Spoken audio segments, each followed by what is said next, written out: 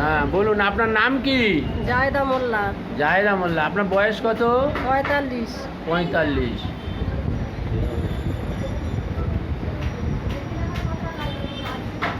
বলুন আপনার কষ্টটা কি? বাঁ পা শিরা যন্ত্রণা করে সবসময়।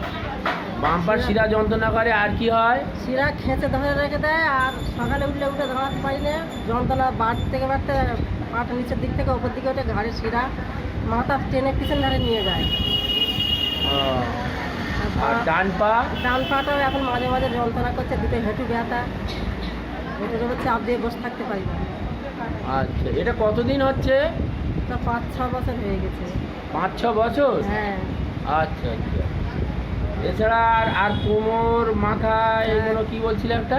বলো। মাথা কোমরে পড়ে যায়, হাড়ে চোট হয়েছে, মাঝে পড়ে মাঝে গিয়ে ব্যথা হাড়ে করে। চোট হয়েছে? মাঝে মাঝে ব্যথা করে। এটা পড়ে গেছে তুমি কতদিন হয়েছে? পড়ে গেছি বছর দিন হয়েছে। বছর 2। আচ্ছা, আর মাথার কি সমস্যা? মাথা জ্বালা করে মাঝে মাঝে, পায়খানা করা হয়, নর্মালি পায়খানা হয় না, 2-3 দিন পর পর পায়খানা হয়, খুব করা হয় পায়খানা।